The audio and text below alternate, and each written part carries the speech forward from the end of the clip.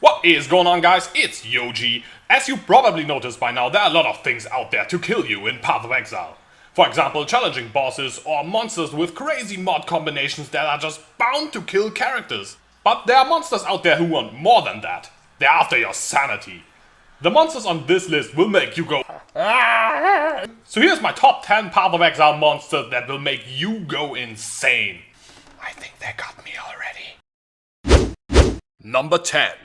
Especially, but not only when playing ranged characters, everything that jumps in your face is annoying as hell. Avoiding damage by positioning properly is an important skill in Path of Exile. Well, good luck with that when shit just suddenly pops up in your face without any warning from full screen range. No matter if it's leap slamming frogs, jumping goat people, and of course this multi-strike leaping piece of crap. God, how I hate this guy. Why does he have to use temporal chains as well? But in my opinion, those are not even the worst. To me, the worst by far are flicker strikers. While you can see leap slams coming and avoid them by paying attention, flicker strikes are instant and they just hit you no matter what. And it doesn't help that those flicker striking mobs also cast discharge for insane damage once they jump to your face. Especially when they have a mod that grants them charges, you know, shit just got real. Number 9. You know, I really liked Beyond League back in the day. And even in the recent flashback event, I initially wasn't against Beyond. At least not as much as other people were. That was until I started leveling a character with Beyond active. Once you do that, it becomes very clear that Beyond was not designed with Act 4 in mind, as it simply did not exist when the league was made. But how are you supposed to get through Deresso's dream without summoning like 2 or even more Beyond bosses? Even in freaking normal difficulty? Being caged into small arenas with loads and loads of mobs spawning is already pretty tough. Add Beyond to the mix and what was challenging before is now insanely difficult. Number 8.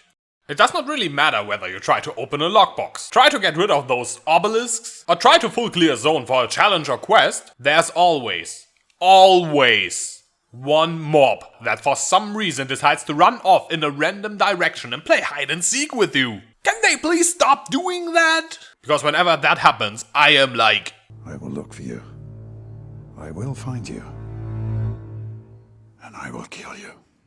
By the way, does anyone else feel like this happens way too often to be coincidence? To me, it almost feels like this is actually a part of the AI. It's almost like the mobs know that they are part of a Strongbox pack or Herald of the Obelisks, so they're like, hey, if I hide, he can't kill us all and he will die to the obelisk. Maybe I'm being paranoid here, but I wouldn't put it beyond GGG to implement such a troll feature, would you? Number 7. Who does not like chasing mobs around the map while they vomit corpses all over your face for massive damage? Me. And probably you too. There's really not much else to be said about those vomiting birds. Chasing mobs around to kill them is annoying as hell already. And those birds prioritize corpse eating over attacking. So they will always run off to places you have already cleared. The fact that their attacks look super disgusting, and the fact that they can kill you easily with any multiple projectile mod doesn't help their case either. Number 6.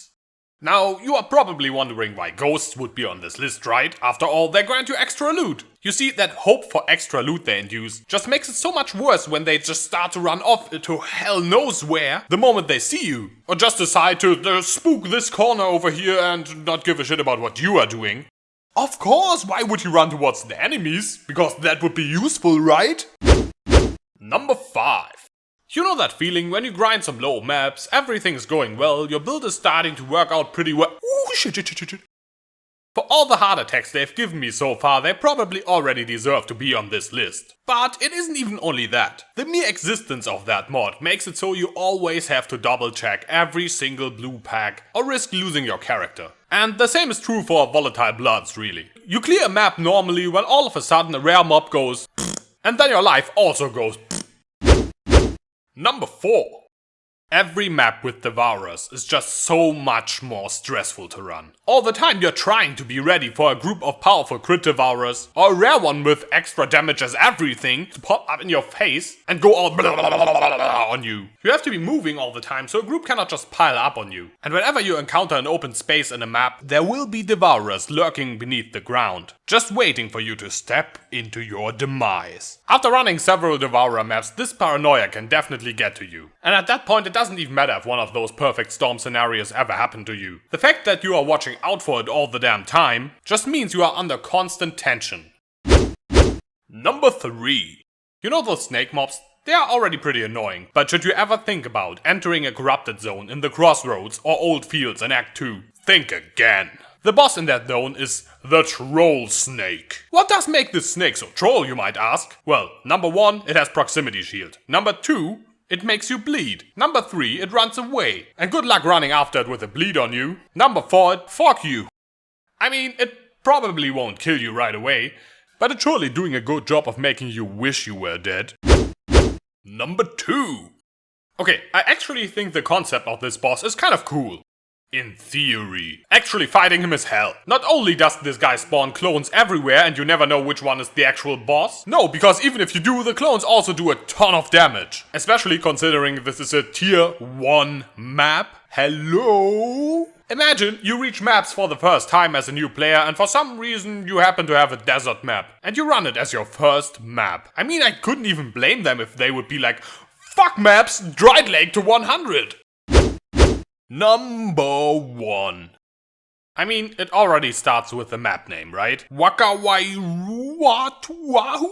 And then when you enter the map, you can't even see a thing. That alone should be a fair warning for every player trying to complete this map. Once you reach the boss room, you have to open one of those seals again, as if doing so for 3 times in a row had not taught you already that touching those balls was a bad idea. After beating a boss depending on your class, you face this abomination of a boss. It has a proximity shield, teleports around, creates chilled ground, casts frost walls to your face, and does constant AoE damage to destroy any traps or totems you might want to place. Therefore, for some builds it's almost impossible to do any damage to that thing.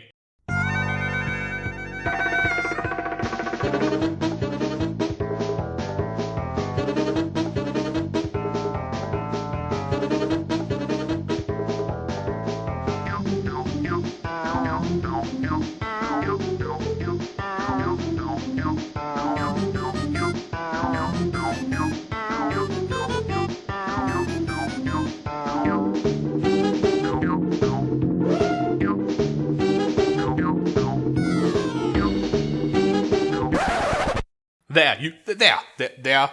You see, exactly there, you see that? I did damage to it. I win. I will now triumphantly leave this map as the moral victor of this battle. Alright, that's it.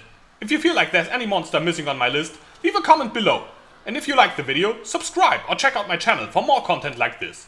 I am Yoji, and I will see you soon.